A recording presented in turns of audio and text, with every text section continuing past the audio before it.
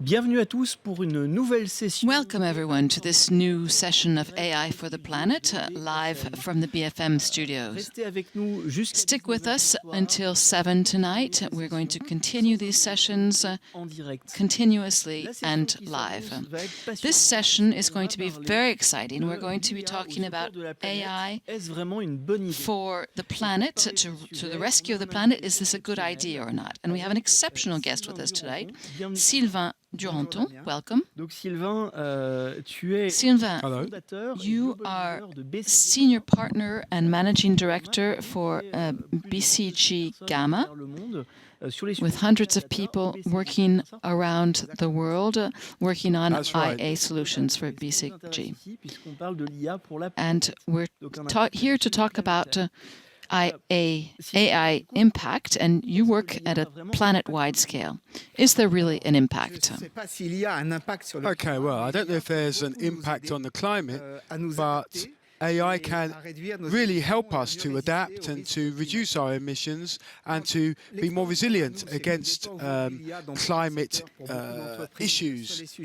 There are many companies focusing on the issue of AI and the climate, and certain companies are going to have to achieve 20-30% reductions in their emissions as opposed to the kind of savings or reductions that they could have if they didn't have AI. So we're absolutely convinced that it's a good idea, and it will play a very important role in fighting against climate change and changing our societies. We talk a lot about the fact to create a model for the climate, you need a huge amount of data in order to be as specific, precise, and realistic as possible. Can AI help us to find the lacking data? Very often, data is lacking. And can AI help? And maybe you could give us, talk us about the recent example of agriculture in Egypt. Well, yes, indeed. AI allows us to do a lot of things. It allows us to process a lot of data, and climate, of course, is a very multifaceted, complex issue with a lot of data involved. But it can also help us fill some of our shortcomings. Now, you've already alluded to the government that we did. The work we did with the government in Egypt when it comes to growing corn, and it's a country which is faced with some food security issues in this field due to climate change. So it's all about knowing where's the best places to actually plant the seeds, the corn seeds, and taking into account the impact that climate change can have on crops. So there are certain calculations that can be done which say, if you can tell us where your crops are, we will be able to help the whole sector. The problem is nobody really knows where these cornfields are in the country. There's no map of the cornfields. So there are two solutions. We can send thousands of inspectors out into the fields to actually survey the land and tell us where these cornfields are. Or we can actually digitally have a mapping process which can show us where the cornfields are as opposed to other types of harvest. And that will give us a map which is really an example of the kind of missing data that we need, so that we can then create a situation in which we have the optimum use of these different cornfields in the country. And this has a major impact on the sector, and it shows the impact that missing data can have. So AI can give actual, real concrete solutions at a countrywide scale. Well, what about, can AI help decision makers make better decisions? For example, how can they invest in infrastructures? If a decision maker needs to make decisions about investing in a city or a country, can AI help them to make better decisions? And I'd like you to tell us about the example of flooding in Mumbai and fires in Australia. Well, yes, indeed. Public authorities have to deal with complex, important data. Now, what happened in Mumbai is, well, Mumbai already, we have to say that it's susceptible to flooding. It's a city that's susceptible to flooding, and these floods are more and more serious. So we worked with Mumbai saying, what can we change in our infrastructure plan so that we can adapt the city for the coming years and the climate challenges that we will face. Now, there are lots of different networks, electric networks, gas networks, there are lots of different companies, different entities that are connected to these different grids. So what we want to do at the ministerial level is to bring together all of this information so that we can cut up the city into little squares, let's say, and have the socioeconomic data for each of these squares. Now, what we can actually see when we do this is that in 10 years, in 15 years, in 20 years, what's going to happen in each of these different squares that we have on our map. And when we identify one of the most vulnerable or most critical squares in terms of its importance for the city, we can actually invest in that particular square. For example, if there are certain areas of the city that aren't flooding, but we know that perhaps in years to come they could be affected by flooding, then we can actually set up infrastructure that will protect those areas. If we see that there's going to be a hospital that's going to be rendered inaccessible due to flooding, then the idea is to actually move that hospital somewhere else. We can do the same thing with businesses and with warehouses. How can we gain access, permanent access to these areas that employ so many people and are so important for the local economy? And so we try and propose alternative scenarios and situations and to try and calculate what the return on investment would be if we make these changes. So that's an example in the public sector. There's also the issue of preventing bushfires in Australia, a different issue now. So we look at the history of bushfires in Australia.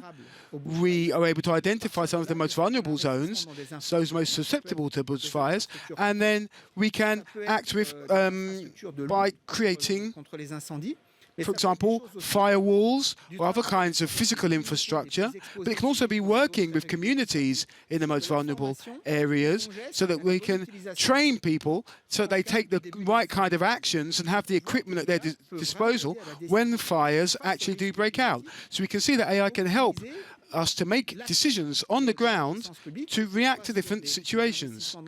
And this can lead to better investments in infrastructure or better protection for different communities.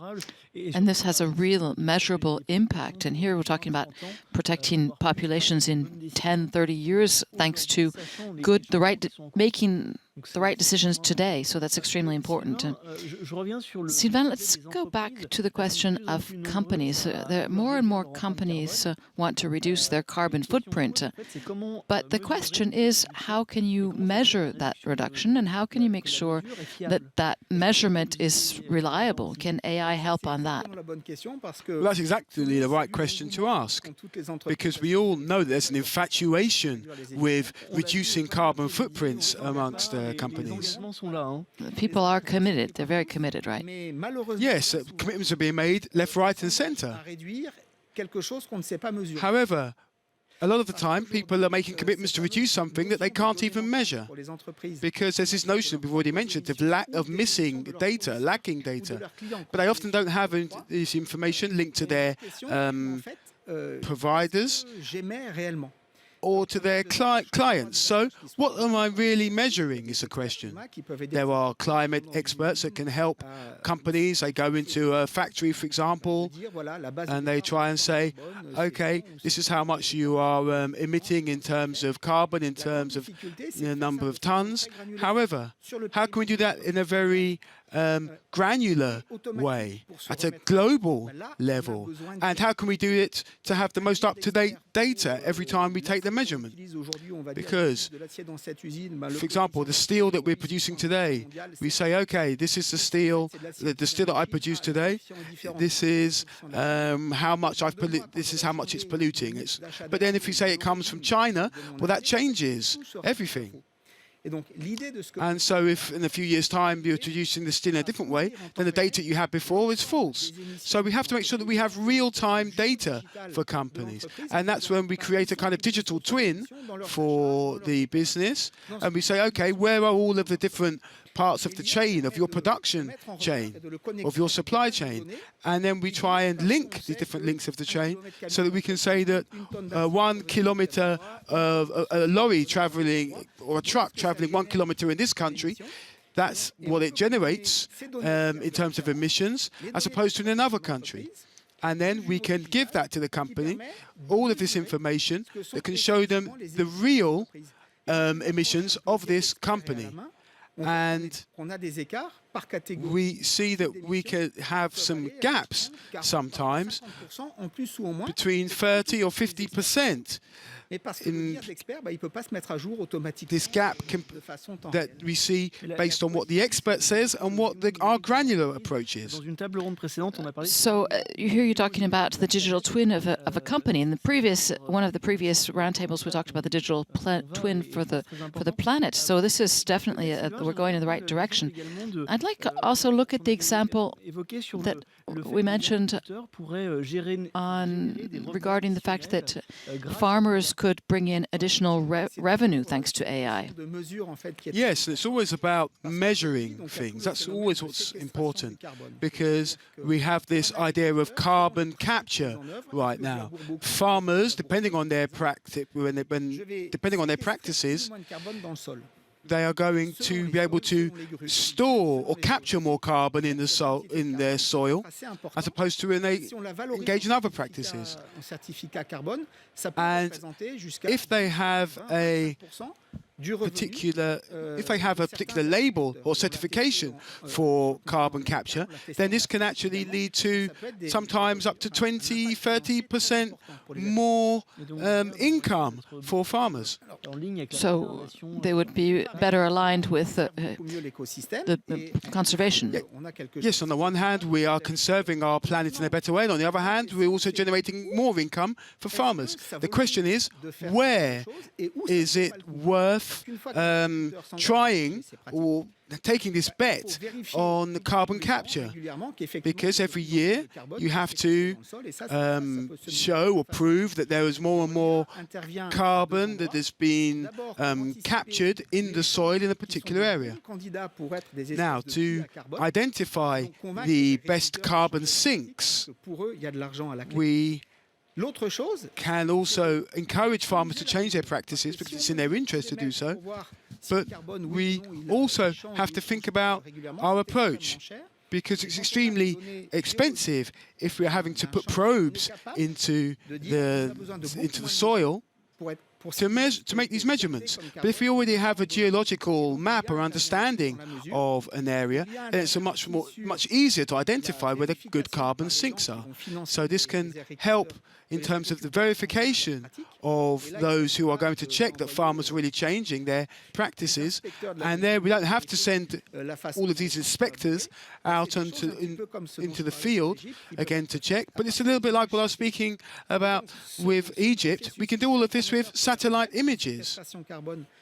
So, again, carbon capture is something that is only possible if we use AI in an intensive way in order to identify the best places to actually carry out, to actually have soil for carbon capture and make sure that the farmers' practices are in line with that. So this is a very positive horizon that will work for farmers, for the planet, for everyone. Maybe to conclude, Sylvain, we have 1 minute left. Can you tell us about the carbon sink initiative? Yes, technology and AI also emit energy, of course. Yes, we can get data about energy emissions, but also we emit when we're using AI. So we have created an open source software program called Code Carbon with the Institute of Quebec, and it allows any company to calculate the amount of carbon that they are using anytime that they are applying a certain algorithm, for example. And this creates a kind of model putting all of these information into an algorithm. We can actually find out what are real cloud computing, what the real impact of cloud computing resources is. So this is our modest contribution to the ecosystem with the Code Carbon application. Thank you very much, Sylvain, for this interview. On se retrouve encore. We'll be back in just a minute. Stick with us until 7. Thank you very much.